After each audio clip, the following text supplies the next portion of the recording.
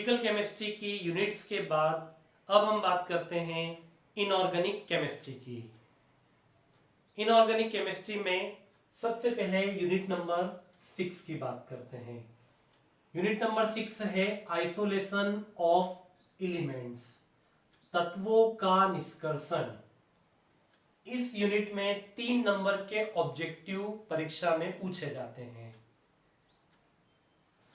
इस यूनिट में extraction of metal, aluminium, copper, zinc, iron, इन धातुओं के निष्कर्षण की कौन कौन सी विधियां उपयोग में लाई जाती है, कैल्सिनेशन क्या होता है, रोस्टिंग क्या होता है, कंसंट्रेशन क्या होता है, इन धातुओं की प्रमुख मिश्र धातुएं कौन कौन सी होती है, इन धातुओं को कौन कौन से प्रमुख अयस्कों से प्राप्त किया जाता है, गेन क्या होता है, फ्लक्स क्या होता है, अमलगमेशन क्या होता है, इन धातुओं के निष्कर्षण में मोन्स प्रोसेस क्या होती है। तो ये कुछ महत्वपूर्ण टॉपिक्स थे इस यूनिट्स के, तो आप लोग इन टॉपिक को अच्छे से देख लेना। अब हम बात करते हैं यूनिट नंबर 7 की। यूनिट नंबर 7 है P block elements, P block के तत्व। इस यूनिट में 3 ऑब्जेक्टिव और एक 5 नंबर का प्रश्न बोर्ड परीक्षा में पूछा जाता है। इस यूनिट में सबसे पहले हम बात करते हैं ग्रुप 15 एलिमेंट्स की। ग्रुप 15 एलिमेंट्स नाइट्रोजन परिवार के तत्व होते हैं।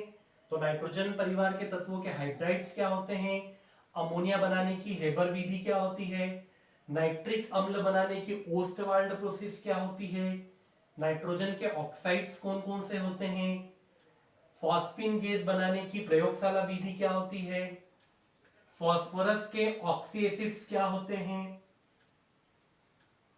इसके बाद group 16 elements. Group 16 elements oxygen परिवार के तत्व होते हैं। ऑक्सीजन परिवार के तत्वों के हाइड्राइड्स, ऑक्सीजन का एक महत्वपूर्ण यौगिक है ओजोन। ओजोन को प्रयोगशाला में कैसे बनाया जाता है, इसके लिए हम 3 विधियों को पढ़ते हैं।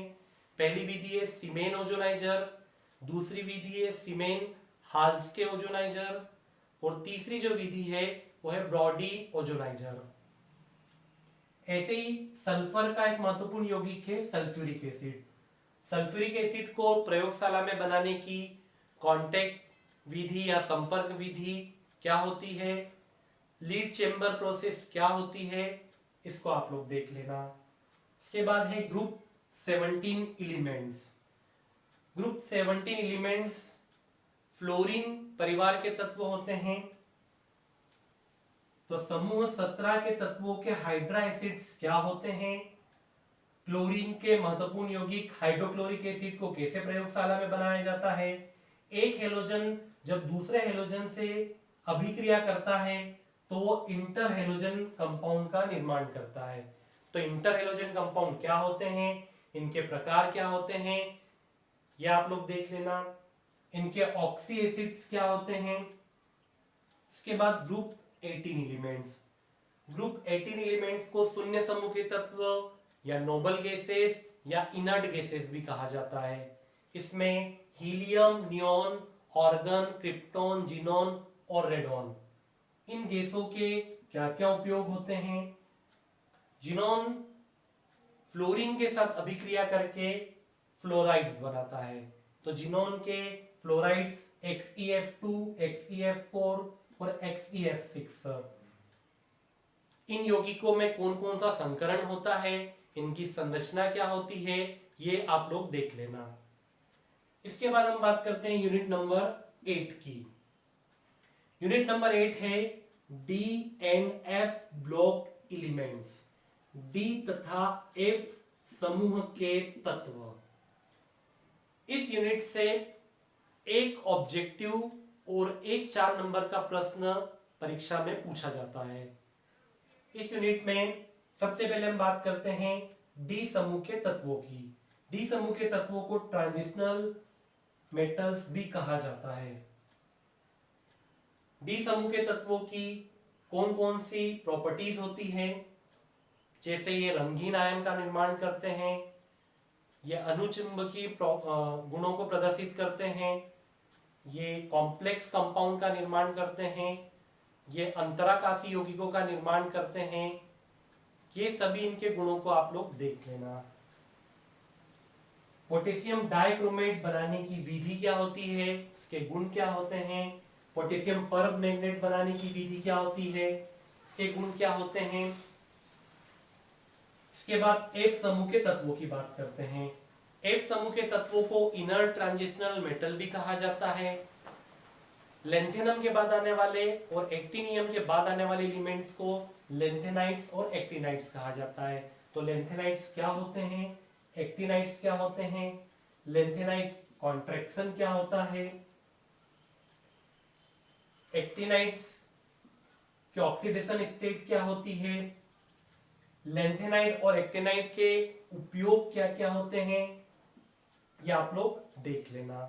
इसके बाद हम बात करते हैं यूनिट नंबर 9 की। यूनिट नंबर 9 है कोऑर्डिनेशन कंपाउंड, उप सहसंयोजी रसायन। इस यूनिट में एक ऑब्जेक्टिव और एक 2 नंबर का प्रश्न आता है।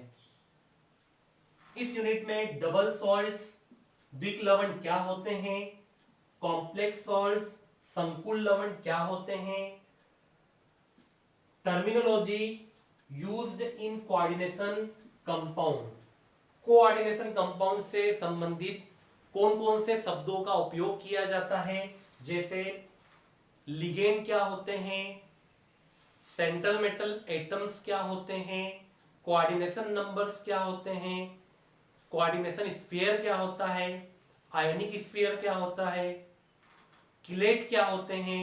ये सारे शब्दों के बारे में आप लोग देखना। इसके बाद IUPAC नेम, कोऑर्डिनेशन कंपाउंड के IUPAC नाम कैसे लिखे जाते हैं, इनके नामों को लिखने के लिए कौन कौन से नियमों का उपयोग किया जाता है, ये आप लोग देख लेना। Isomerism in coordination compound, coordination compound में कौन कौन सी आइसोमेरिज्म होती है, ionic isomerism, coordination isomerism, complex isomerism, linkage isomerism, hydrate isomerism. ये सभी आइसोमेरिज्म क्या होती है, इनके कौन कौन से उदाहरण होते हैं, ये आप लोग देखेगा। इसके बाद है उपसंयोजन रसायनों से संबंधित वर्नर की थ्योरी। इसके बाद ऑर्गेनोमेटलिक कंपाउंड, कार्बधात्विक यौगिक क्या होते हैं, इनके कौन कौन से प्रकार होते हैं, आयोनिक, सिग्मा बॉन्डेड और पाई बॉन्डेड ऑर्गेनोमेटलिक कंपाउंड। पाई बॉन्डेड ऑर्गेनोमेटलिक कंपाउंड में जाइसेस सॉल्ट्स क्या होते हैं, फेरोसिन क्या होते हैं, इनके उदाहरण क्या होते हैं, ये आप लोग देख लेना। तो ये थी इनऑर्गेनिक केमिस्ट्री की यूनिट्स। इन यूनिट्स में कौन कौन से इंपॉर्टेंट टॉपिक्स हैं वो मैंने आपको बता दिया है। आप लोग इन टॉपिक को अच्छे से याद कर लेना।